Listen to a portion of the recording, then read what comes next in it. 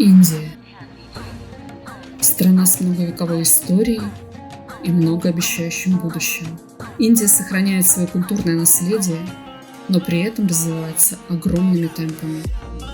Многие десятилетия Индия привлекает туристов со всего света своей богатой историей и культурой, необычной едой, удивительными людьми, тропической природой, причудливой архитектурой, древнейшей религией, неповторимыми традициями и яркими красками жизни.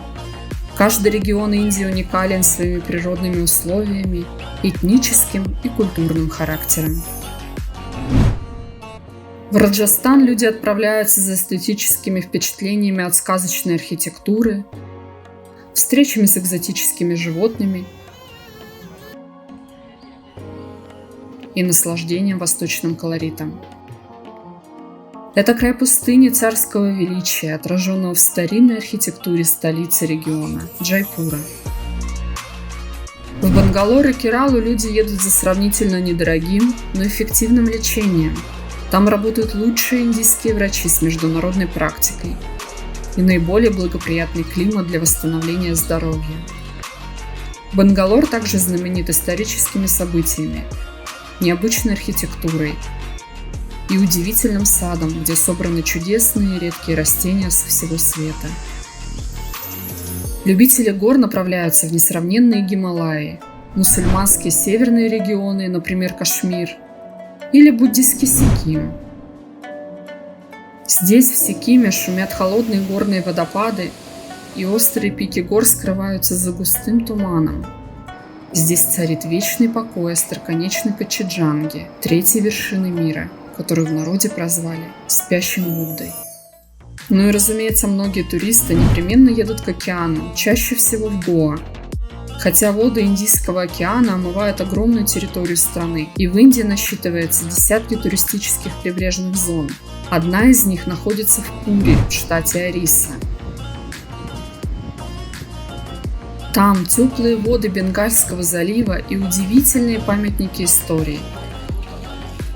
Солнечный Карнак, храм Солнца – один из важнейших археологических памятников Древней Индии. И храм Джаганатхи – индуистский храм, в который пускают только истинных индуистов, рожденных в этой религии. Но между горами и водами Бенгальского залива растянулся еще один примечательный индийский регион – Западная Бенгалия.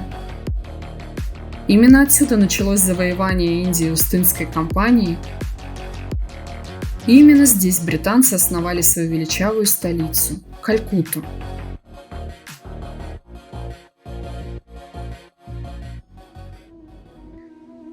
Западная Бенгалия славится своими природными богатствами, и именно здесь, если повезет, еще можно встретить бенгальского тигра в мангровых лесах. А Калькутта известна своими историческими памятниками времен колонизации, такими как Виктория Мемориал, храмами Кали, британскими католическими кладбищами и печально известной Калькуттской черной дырой, давшей свое название космическому объекту. Западная Бенгалия также является родиной первого нобелевского лауреата по литературе Рабиндраната Тагора. Его влияние на формирование индийской и, в частности, бенгальской литературы и культуры так же велико, как велико для России творчество Александра Сергеевича Пушкина. И именно в Западной Бенгалии он жил и работал большую часть времени. А еще основал ашрам в Шантиникетане, который позже на полученную премию преобразовал в университет Висма-Бхарати, имеющий ныне всемирную известность. Здесь до сих пор занятия проводятся под открытым небом. В этом университете также обучаются русские студенты и преподается русский язык и литература.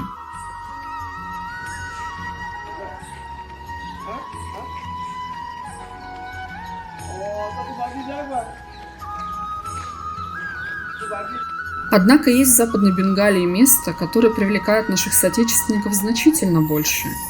Это поселение Майпур в 130 километрах на севере от Калькутты.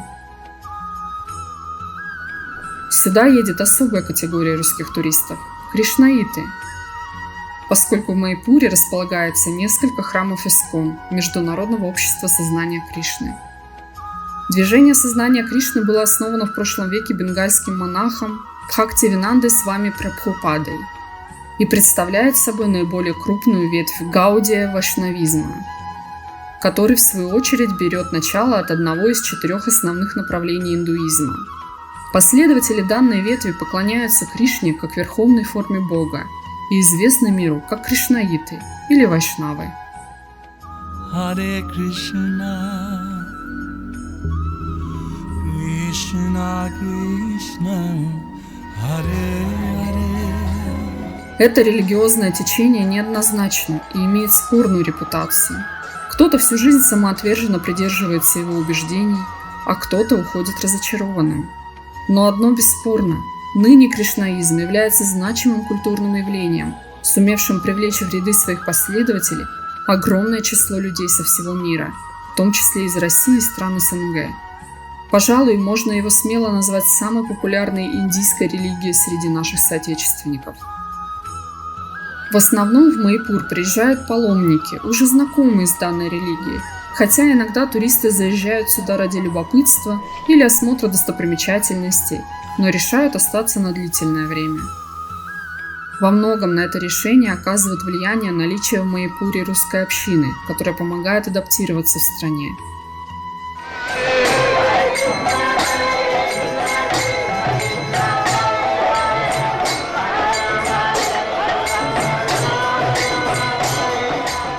Помимо занятий религиозными практиками, такими как пение мантр, киртан, и распространение религиозной литературы, русские кришнаиты подрабатывают в местных кафе и ресторанах, готовя вегетарианскую еду, а также оказывают посильные услуги друг другу и местным, например, работая парикмахером или переводчиком.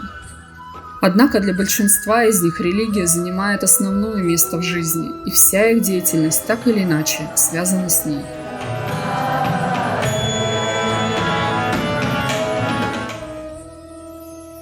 Такие люди, проживающие долгое время под влиянием индийской культуры и становящиеся адептами веры, перестают быть обыкновенными туристами. Они становятся частью индийской самобытности и сливаются с местной религиозной общиной.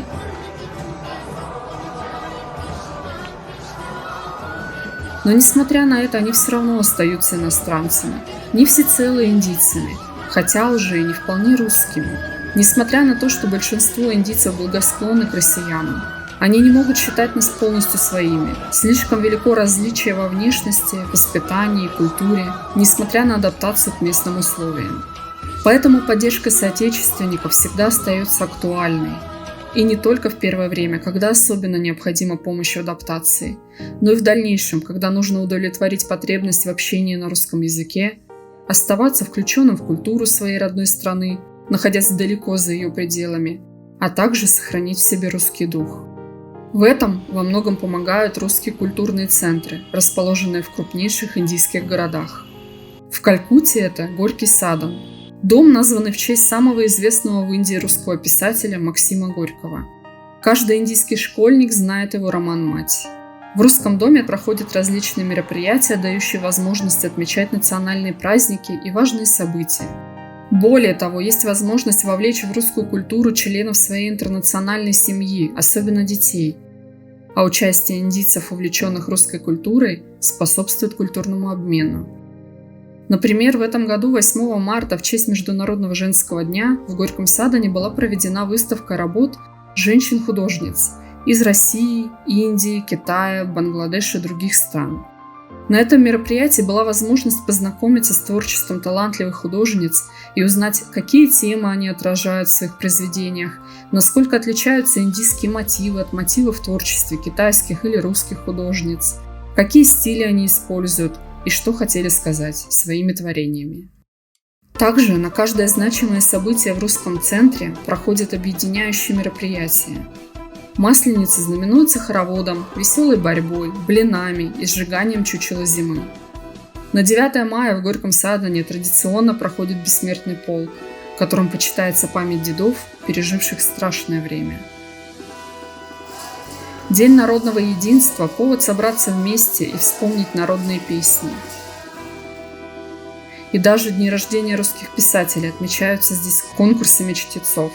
Ну и, конечно же, самым любимым праздником для детей является Новый год – время карнавала и сладких подарков.